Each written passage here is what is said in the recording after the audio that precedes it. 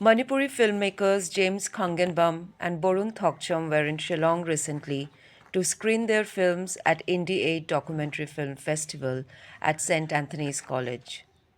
While Khangenbam's film Meiram, The Fireline, focused on a man's endeavor to conserve a forest, Thokchom told the story of pugilist Laishram Sarita Devi. Meghalaya Monitor met the two directors at the festival venue to know more about the films and their journeys. Okay, so both of you are journalists turned filmmakers. Okay, what brought you into filmmaking? What inspired you to become filmmakers? Yeah, actually, documentary filmmaking has its origin in journalism. So, journalism and documentary filmmaking, uh, though the storytelling narrative is different, but the core objective of storytelling platform is facts, reality storytelling. So, kind of being a journalist, we came across so many issues. In a day, we came across at least two, three incidents. And over the years, the social story out of our home is embedded in our minds. And even in journalism also, we have this news story, we have this feature story. I was doing feature stories also. I was in the electronic media first for 2 years. I did my journalism course and mass communication. Then come back home, started working as a journalist, video journalist. So that TV channel also, give opportunity for documentary filmmaking. So when I was working there, they produced a film for me. I made a film documentary. Kind of, it was more of a documentation. But then Imphal, a few of my friends, like Barun, we were journalist friends. No? Barun kind of informed me that there is a documentary workshop, project development workshop happening. So I joined them because he knew that I was a journalist as well as making some films, local films. Then my first film was also on, one that time Manipur was reeling under HIV and AIDS and drugs issues. One of the highest prevalent state in India. So, but there is this guy who defied against all odds and become the brand ambassador of the state Manipur State Control Society by winning the title of Mr. Manipur, no? Bodybuilding, despite all odds. So I started my filmmaking from there, but as an independent documentary filmmaker, like producing and directing my own film. This film, Meiram the Fireline, is the first film. Yeah, as James has said, documentary and news is very interrelated. Documentary is it's like a feature length news in one way. And for me, for a subject that I have chosen. Uh, I think that to become a journalist is very important, but it's not that I am misusing my journalist things, but uh, Manipur is a place where it's a very bad law and order situation there. So right after passing my mass communication graduation from the St. Andrews College, I went back home and like I was about to start making films, no? Because I was so passionate about making films, but it's not happened there because the law and order, but compared to some 10 years back, it was quite improved now. But those days, it's not possible that a young student comes out with a camera and shoots somewhere. So by not mistake, but I have become journalist so that I also shoot my films. So I use this might be a wrong term, but I use this my journalist as a seal to coverage to all my films. Like so especially my film on Sarmila, my first film. So that's how, yeah. So it's very related in one way. Yeah. My next question would be for James. What inspired you to make this film, The Fireline?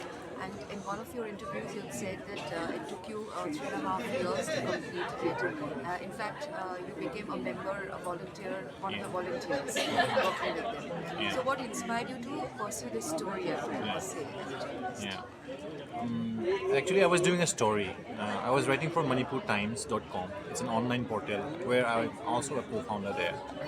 So these guys, Mr. Loya and his friends, when I approached them for the interview, they wanted me to come to the forest. That was in which year? That was in 2014, I think.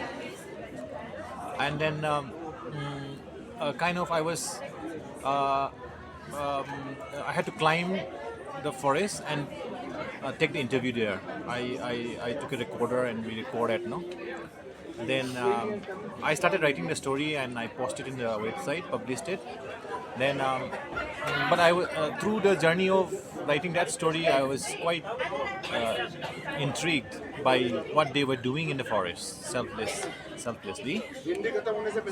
So I came in. I went there on every Sunday. I went there and I joined. So then slowly, it's a small group of young volunteers who is protecting the forest by making fireline, fire breakers, and they're celebrating World Environment Day there, World Earth Day there, and we sometimes cook food there, and it's all self-service. No?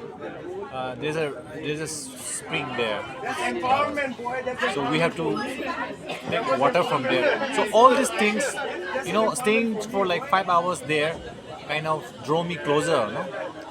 Even within our volunteers and beyond. No? So we organized this poetry session there. It was like a home away from home, no?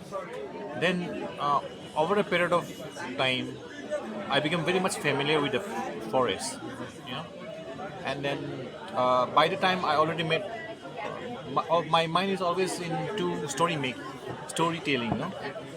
Then I thought like this Mr. Loya was carrying a camera. He's very fond of clicking camera, no? Photos. So one day when we were making a tree house, I just took his camera, and I started capturing video. Then I said, from that day, I'll start making documentary. So I started capturing moments after moments, and slowly. Then after, I bought my own camera. That time I was also having one DSLR camera. It was not good. So I took the Canon 5 2D full frame one, which Loya was using, and after a few months I bought my own broadcasting quality camera. Then I shoot in the night and all. So it was more or less simultaneously I was attending workshops in Imphal, in Calcutta, and there is this film circle among us with TC Foundation where we every Saturday we used to sit down in a small theater, watch film and do reviews, no? So there is this small study circle. It's an ecosystem of filmmakers there. So which inspired, when I shared my ideas, when people shared my ideas, their ideas, no, we exchange, and my story slowly matured, no, and that's how it evolved. The inspiration to me was very subjective, and also it's a very honest storytelling. This Meiram the Fireline, it's the moment captured, and documentary usually is finalized on the editing table, no? So that's the story. About I Rise, it's a very personal story, and as one of the directors inside said that it is all about trust. A documentary film is all about trust between the subject and the director. So how difficult was it to get into Saribadeli's life and tell the story? Yeah, well, I was I really struck when she turned down the medal in Indonesia. So it really motivates me that I should make a film on her, because there is a lady where she stands for her rights, and she also knows that that will be the end of her career.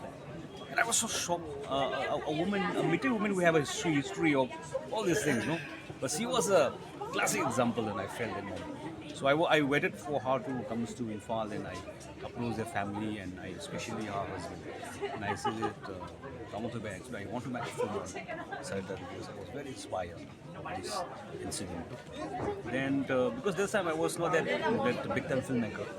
So it was a hard time, because Sarita was a very renowned personality from that time, and especially Manipur is a very conservative society, and a woman following, no? Because documentary is such a medium that we invade someone's privacy. So it's very difficult in the initial moment, because I have to go. Sometimes I thought, like, what I am doing here, because it looked very awkward, no, going to someone's family, seeing women cooking like with the one camera. I have to go, and like it's very like I feel awkward, no. But with the passage of time, because it took around 5 years, because sometimes he has to go there for 6 months, and again 3 months in the training, and if in other states, so I can go like Delhi, Hyderabad, there, Guwahati, I used to go, but if she stays in abroad, my budget is not that much, so I have to wait it hard, and all those moments. So that's why ultimately it took 5 years, and it was completed, yeah, finally. So both of your films have traveled to international film festivals in Mumbai and Kerala. How was the reception there of the stories which are very much rooted to the Northwest? How was your experience there? Yeah, people were because we were in this one competition section, and the crowd was quite nice there, and they were about to see the different perspective from a Sarita's point of view, because and also a woman's story, where she's a mother, someone's daughter, and at the same time she's a teacher, because she opened an institute where she trained all the destitute children. So what she maintains everything in balance. So especially the women audience there were so quite impressed watching that film. Yeah. What about your film? How was it received? Yeah, the sorry, I use natural sound in my film, so they appreciate the sound, especially because my film sound is all natural from the forest, and they also like the story. They say it's very authentic, and it was the opening film of the Mumbai International Film Festival, and after the screening, I met a few of the students there, and they were aware. They want to know more about um, the forest, the sound, the insects. No, they're curious.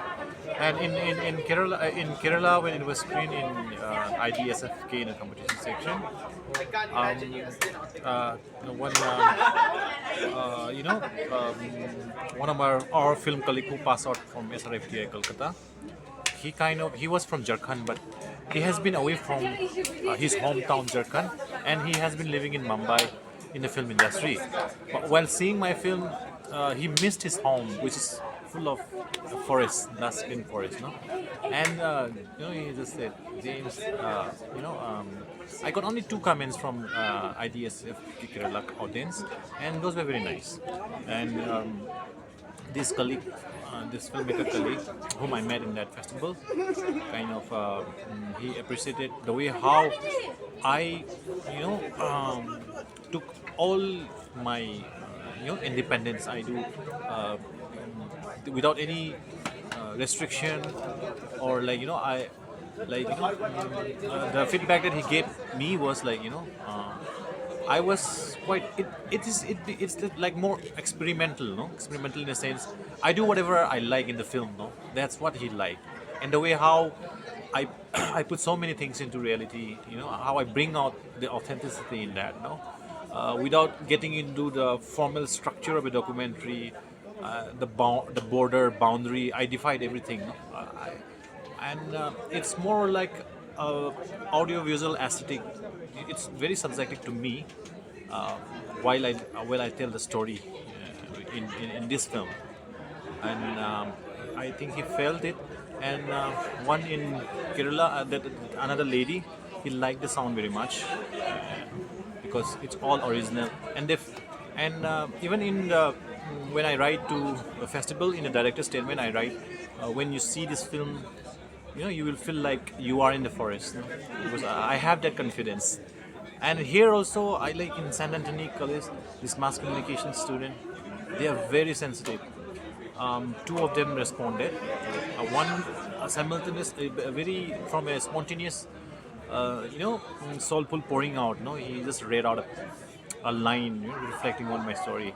I met him and I asked him to send uh, his writing is with me, and I also responded directly. And another student, he also felt after the forest fire. There's this river stream running, no, so he felt it. He said. Then I realized it was like when I was in the editing room. I decided after the fire, what should I put? No, fire is devastation, but nature has to heal. The volunteers working, they're working for recovering. No, so the next footage I have to put was in my mind. I decided a stream, no, a natural spring, the water flowing down, no, and he liked it. That was the idea that I was having in my editing table, and this boy kind of felt it, no. That reflects the sensibility of the mass communication students of St. Anthony College, which I feel really glad, very happy that somebody can respond to. So far.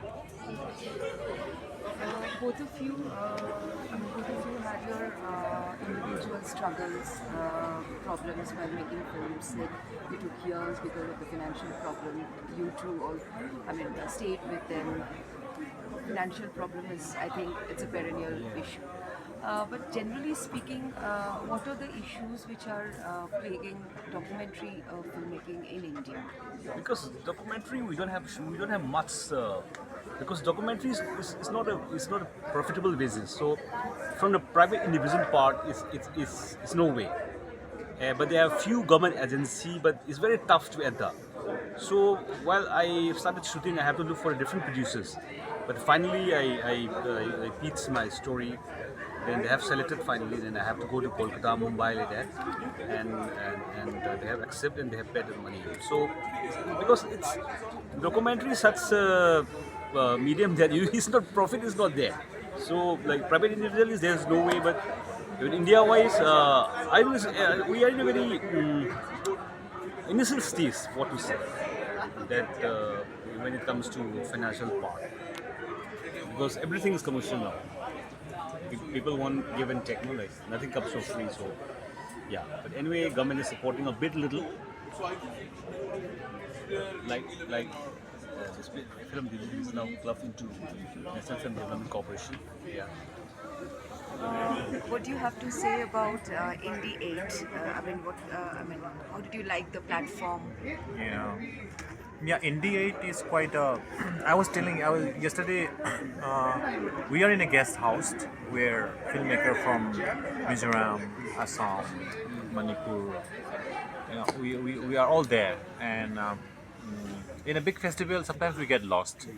But here, you know, the festival, the ambience of it, no, it's more interactive. I mean, like we are here from 7th of March, and we are leaving tomorrow on 11th. So these 3-4 days. Yesterday we were hanging out in Police Bazaar, and we were looking for dinner, Then we found out this restaurant called Taiwan, and we were quite excited. I didn't know about the name. So we entered there.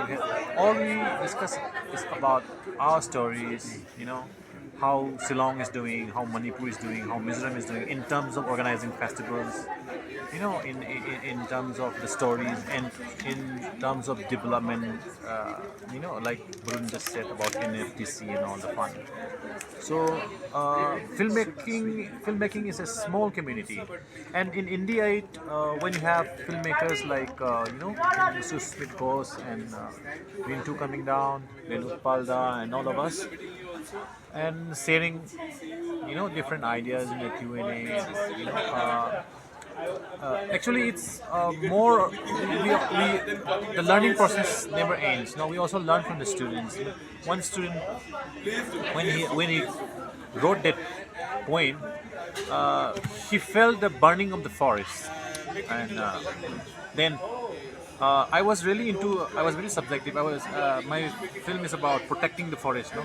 So when he says that the forest is burned, when he says that the forest is burned, it's the other side of the forest which is burning, which was already burned, and it is this forest which is coming up, and the volunteers stop it there. But from a third eye view, from an audience, the forest here and the forest there is the same for him. I mean, like the Fireline. My story is all about, about the main part of my story, and including the name also is like the Fireline. In Meiram we call it in Manipuri. This is to do to save the forest, safeguard the forest from the wildfire. So wildfire originate from the foothills, you know, where there are people staying and out of maybe picnickers or anything, ignorance or mistake extend the ban. So he was, though our the conservation side of the forest is safe, he felt the burning of the forest, which was very evident in my film. I do it in my visual. So but then uh, maybe I just gave a response that it is there in the film that when the volunteers they're trying to save the forest, they declare that they have saved the forest. But again, to me, I think people also felt the other side of the conservation, which is lost. The forest area also matters to all of us. But again, we cannot save all of the forest. When it's an accident, no, it's an injury, so it has to recover. The nature recovers fast, no, but it's the human ignorance that we have to do away, no. So he felt that. So kind of very good response from Indie 8. I'm so happy, and even this interview, very sweet. And I want to tell through your medium, no, while I was making this film, I do a lot of research about forests. So because it's always boring for 4 years now, you making film, and the same topic, no, I have to wait for summer in rainy season and all, and I have to wait for the big fire or small fire, and also small fires. I look up the Google, because I've been in the forest, shooting the forest. Then I found out that these trees, they also, release antibiotics in their surrounding to protect themselves from bacteria and virus and all, no, to protect themselves from such harmful organisms, So when we human inhale this antibiotics released by the plants and the trees, and for like 72 hours, exposed to 72 hours, our body is protected from bacteria, virus for like 1 month. And maybe that's why developed countries doctors started, prescribing their patients to be in the forest, no, for like 1 month, 7 days, no, because and maybe this is where our ancestors, we living in the forest, they're quite healthy without so much medical science. They were doing their best, no. And this, my mother was just very fond of keeping flowers, no, and even mango trees. She used to keep it in the pot, and she's quite happy and excited when 1 or 2 mangoes, is there in the flower pot. But then I asked, and I decided that I put it on the ground. No, it's like 15 feet now, and sometimes getting the knowledge of that antibiotic emission by the trees. No, I used to also sit down there, no, to get the most benefit of the trees, right? So maybe this is one wisdom I can say.